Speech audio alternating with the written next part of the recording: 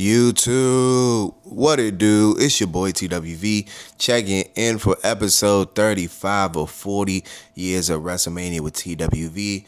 We are in the home stretch. We are in the last 5 episodes, which means we are getting closer and closer to going to Vegas.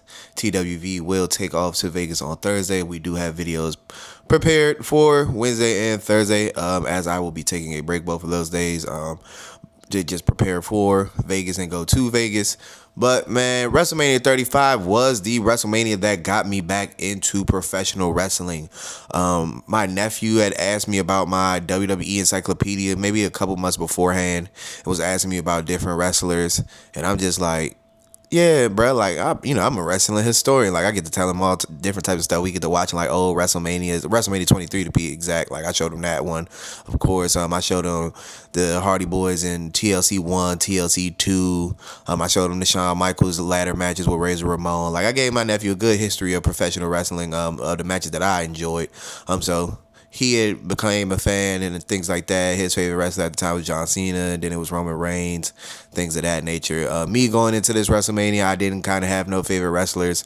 I just had wrestlers that I, liked growing up, like Kofi Kingston, Daniel Bryan, Randy Orton, AJ Styles from his TNA run, because this was my first time seeing AJ Styles in WWE. I missed like when he came to WWE after he left TNA and came from New Japan and things of that nature. It was a good WrestleMania. It was a good WrestleMania when I watched it the first time. Watching it back now, I did not know it was 5 hours long. Like the last 3 WrestleManias have been 5 hours. WrestleMania 34 was 5 hours. WrestleMania 33 was 5 hours. They were extremely long WrestleManias. But this WrestleMania was in East Rutherford, New Jersey, making it the second WrestleMania to be held in this venue since WrestleMania 29 in 2013. And this was the final one-night WrestleMania, because after this, every WrestleMania has been 2 nights. I do like the 2-night format. It just spreads the show out a little bit more, instead of having to cram everything into one night and cut out matches. Like, now that it's 2 nights, you can space out a lot of builds for stories. You can build more stories, and I thoroughly enjoy it. Like, I like WrestleMania being a whole weekend experience. Like I said, I'm going to go from Thursday all the way till Tuesday when I fly back home. So that means I'm going to Friday Night SmackDown, NXT, Night 1, Night 2, and the Raw after WrestleMania, and then I come back home Tuesday. But content will be posted every single day of the day before, if you just want to keep up with that. So turn on your post notifications. We're dropping bangers every single day while we're in Vegas. But with that being said, let's get into the review of WrestleMania 35. So the first match on WrestleMania 35 was Brock Lesnar versus Seth Rollins for the WWE Universal Championship. And this match technically on paper was 2.5 minutes, but this match was like 9 to 10 minutes because Seth Rollins got beat up by Brock Lesnar for like the first 6-7 of those minutes. And then once he officially both got in the ring, the match in ring was 2.5 minutes. But I loved it because Seth Rollins was the Beast Slayer at this time and Brock Lesnar was the Beast. And it was short and sweet, straight to the point. Rollins got Lesnar by pushing Lesnar into the ref. The ref slides out the ring. He low blows Brock Lesnar. And then he hits Brock Lesnar with 3 stomps. And boom, this is your new Universal Champion. Short, sweet, straight to the point. I liked it. Get in there and get out. Why is my alarm going off? Yikes. Did not know that. But I did enjoy this match. So I would not recommend it because, like I said, it's 2.5 minutes, but it was to get the crowd hype and hot after watching the 4 pre-show matches, which were probably dull. I don't even remember watching them. So with that being said, let's get to the next one. So the next match that I thoroughly enjoyed was AJ Styles versus Randy Orton. And man, this was a great match. They had about 17 minutes on the clock and they really went to work. AJ Styles is like Shawn Michaels. He can have a match with a broomstick and it'd be amazing. But he was in there with the Apex Predator, and both of those guys went in there and they had amazing in-ring chemistry. I think they ran it back later on down the road. I don't think it was as big as feud as WrestleMania, but I think they have faced each other in singles matches since then, if I'm not mistaken, or just like random Raws and SmackDowns. But man, this match right here was very underrated. This could be AJ Styles' second best match on WrestleMania. The other one with Shane McMahon was really good as well, even though Shane McMahon at that time was in the super back half of his career. He was only popping up for WrestleManias, but it was really good. And I loved it. It was straight to the point, short and sweet. AJ Styles did pick up the victory. I like that because he had to right that wrong from the year before when he had that stinker with Shinsuke Nakamura. And that's crazy how I can say he had a stinker with Shinsuke Nakamura. It's like Shinsuke Nakamura kind of tuned out in that match and kind of tanked it. But AJ Styles held up his end of the match, but if your dancing partner can't go with you, it's like, it's only half-assed. But with that being said, I do recommend watching this match. It is, in my opinion, a 4-star match. I thoroughly enjoyed it. It was some good graps. But let's get to the next one. So the next match that I thoroughly enjoyed was Kofi Kingston versus Daniel Bryan for the WWE Championship. And ladies and gentlemen, boys and girls, this is a TWV 5-star match. Like, you gotta go watch it. This was 11 years in the making. Like, Kofi Kingston finally got that push to the top of the card and was a main eventer for several months, just to get killed by Brock Lesnar on the October episode of SmackDown that year. If you know, you know. It was 6 seconds. One of the worst booking decisions in wrestling history, in my personal opinion. But let's jump back to the match when he won the belt. This was an amazing match. Daniel Bryan is a generational wrestler as well. Very underrated in his WWE run. Of course, his AEW run gets a lot more praise. If you know, you know.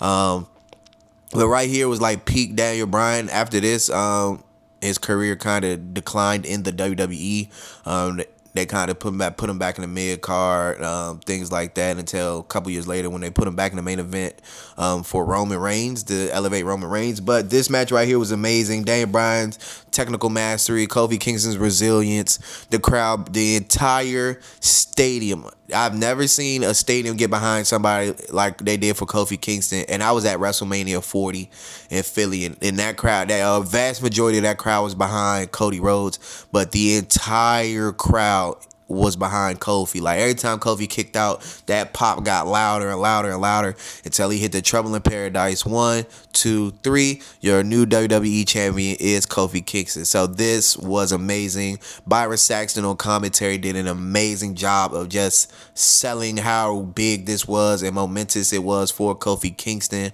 The entire locker room, they were panning to the locker room, and the entire locker room was going crazy with Kofi winning. So it was an amazing thing to see. Like, Kofi Kingston's such a great person. I have not met him in person, but I've seen him in passing sometimes, like when I'm in WWE events, and he'll wave to that section of the crowd, things like that. But he definitely deserved it. It was a great match, and I definitely recommend you watch it if you got 24 minutes. It is some extremely great graps, in my opinion. Is it all-time graps? Possibly. But all time is subjective, because I am doing a recap of my 40 favorite matches. I said matches. But it'll probably make it. So with that being said, let's get to the next one. The next match I liked on the card was Batista versus Triple H in a no-holds-barred match. And with the stipulation of this match, if Batista did win, Triple H would have to retire from in-ring competition. Shawn Michaels is on commentary. And man, this was a great match. Like, it wasn't the best technical in-ring match, of course, but with all the spots they did, with Triple H spearing Batista through an announce table, like, excuse me, Triple H using all the different weapons in the match. Like, he pulled out Batista's nose ring with some pliers. He used some channel locks to bend his fingers back at one point. So it was a gruesome match, but it was fun. It was really enjoyable. I enjoyed it. The funniest thing about this match, this was the longest match on the card, going for 25 minutes. That was pretty hilarious. Like, when you look at the match card, if you pull it up on Wikipedia, for this show to be 5 hours, these matches did not match up to this being 5 hours and 20 minutes. Like, it was a lot of filler in between these matches. If you cut this just down to the matches, I think this show is possibly maybe 3 hours, 3.5 tops. Like, it's an extra 2 hours of just fluff. But it's WrestleMania, you got to account for entrances and things like that, so that takes time as well. But if we go just from bell ring to bell ring, yeah, this WrestleMania is a lot. All these WrestleManias, these last three, are a lot shorter than 5 hours plus. Like, I'm glad they shortened these, and these last three WrestleManias caused them to turn to 2 nights, because 5 hours is insane. And then if you count the pre-show, which is probably another 2 hours, that's 7 hours. Like, it's a lot of wrestling to sit around for an entire day. But back to the Triple H match, it was great. I enjoyed it. I can't call it a 5-star because it really didn't have that ooh and ah, like, you know, it didn't make me feel the feelings. Like, I was enjoying it, but it wasn't nothing that got me up out my seat. So I gotta give it a 4-star. It was a great match. I liked it. I thoroughly enjoyed it. Like, I recommend you watch it if you got 25 minutes. But it's not one of those, oh, you gotta go see it. Like, if you're just bored one day, like, oh, let's look up a match. Like, if you remember this video, look it up. But it's not one of those like, hey, you gotta go watch it tomorrow and jump in my comments and tell me about it, tell me your reaction type of matches. But I enjoyed it. So with that being said, Triple H did get the victory, and then this was his last WrestleMania, because after this he basically retired from in-ring action anyway. But let's get to the next one. The final match that I did thoroughly enjoy was the winner-take-all women's championship match between Becky Lynch, Ronda Rousey, and Charlotte Flair. Charlotte Flair came in as a champion, and Ronda Rousey came in as a champion, and this was an amazing match. This was the first time women main evented a WrestleMania, and they went out there and they put on a show. I remember watching this back the first time, and I was like, yeah, this was match of the night. And it was hard to choose between Daniel Bryan and Kofi in the women's match, but the women just because they had that main event spot, I think they just got that rush of adrenaline, like, yeah, we gonna steal the show. Like, they waited for us all night, we're about to kill it, and they went out there and killed it. This is Ronda Rousey's best match in WWE, and of course it's because it's WrestleMania, so it's like, you kind of got to go out there and put out all the stops. After that, her stock in WWE plummeted to the ground until she was released. Because in a interview recently, Becky Lynch even said she couldn't wrestle. You know, she did say like her first 2 WrestleMania matches were her best matches after that, but she really couldn't wrestle, which was a shock to see, because she was a former UFC fighter.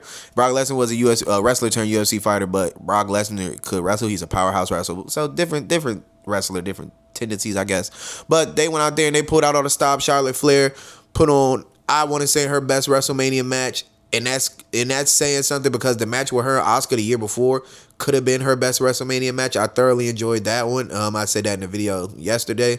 But this is easily Becky Lynch's best WrestleMania match right now.